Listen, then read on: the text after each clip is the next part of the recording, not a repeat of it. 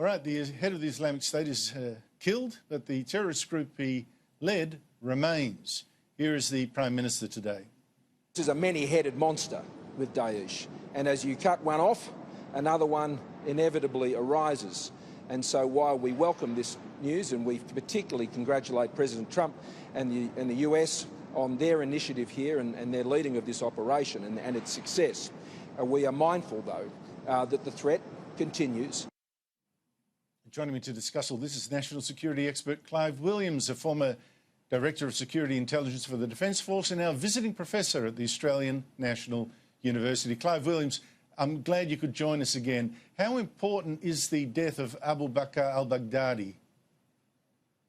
Well, it's important in the sense that he was a figurehead, but not so important in terms of the actual day-to-day operations, because they were being run by Abdullah Qardash, and Abdullah Qardash was the person that was nominated by Baghdadi back in August of this year to be his successor. So there was a transition process going on at the moment.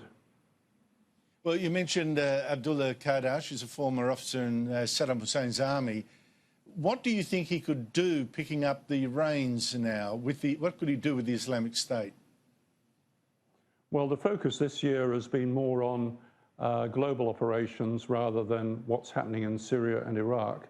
As you mentioned, of course, the situation there for Islamic State has not been good. They still have pockets of resistance and they've got potential for expansion in southern Iraq. But the main game, I think, now is in places like Somalia, Afghanistan, the Philippines, and those are the areas where they're actually expanding and prospering. So I think that the message is that those are the areas where, if you want to fight for Islamic State, that's where you go, and that's the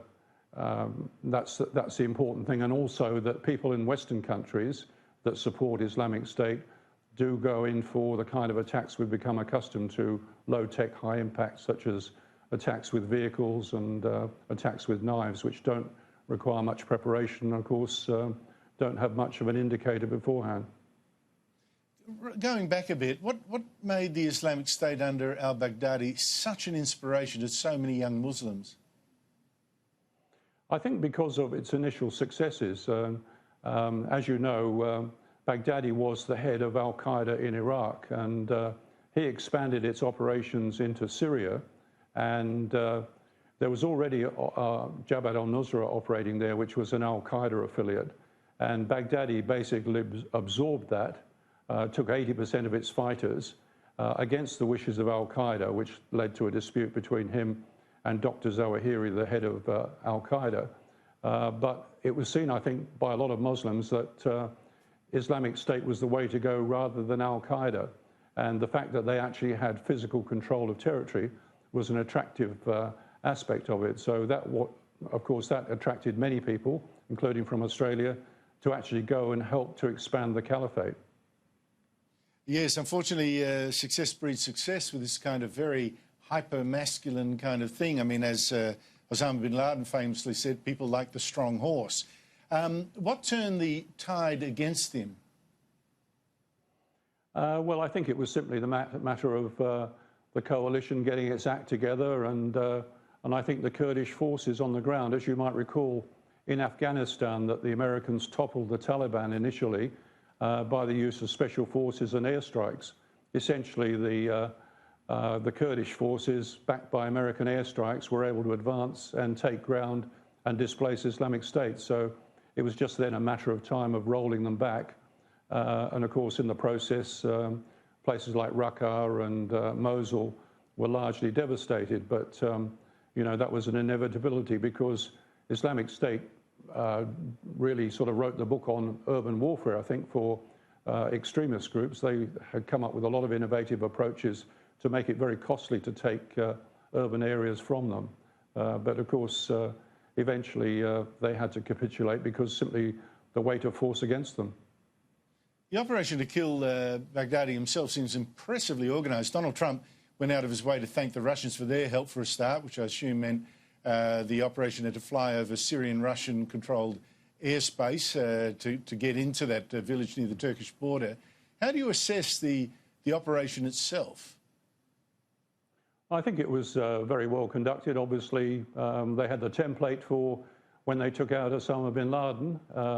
Delta Force is very good at mounting those kind of operations. The challenge, of course, is having good intel, and presumably they had pretty good intel because this was a one-off operation and clearly done with the agreement of the Turks and the Russians because they had to overfly their forces. So it was well planned, well coordinated, and clearly they found that there was value in having dogs with them because of expectation that Islamic State would have made tunnels and perhaps escape tunnels out of that compound.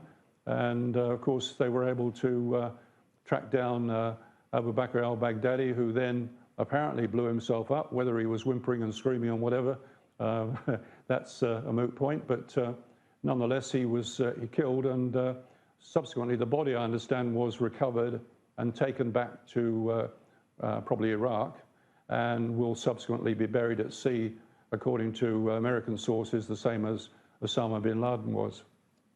Yes, correct. He was thrown out of a plane or a helicopter overseas.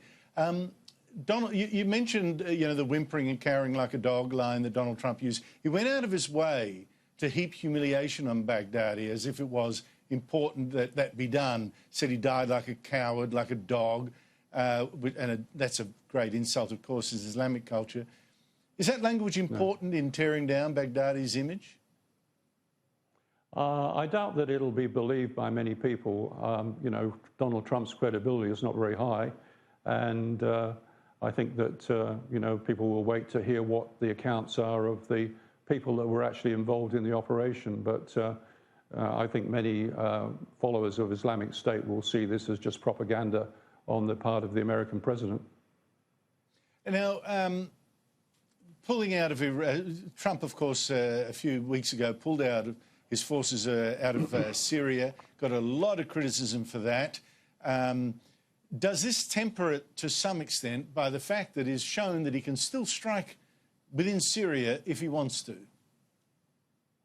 Well, that's certainly the case. I think the issue really was that he was leaving the Kurds high and dry, and the Kurds had, I guess, fought for the US in the sense that they were both against Islamic State, but the US had relied on the Kurdish forces, and it looked very much as though once the Kurdish forces had passed their use-by date, they were abandoned. So I think that was a very negative perception that people had of the United States, and including in America itself.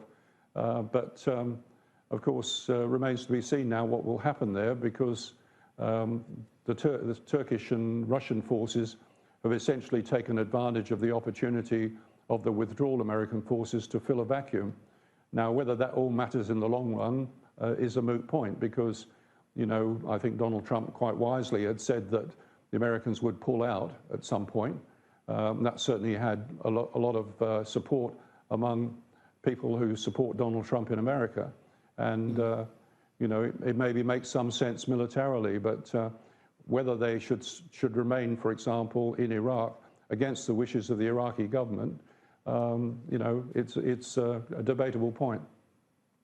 Clive Williams, thank you once again for a terrific rundown of the issues here. Appreciate that.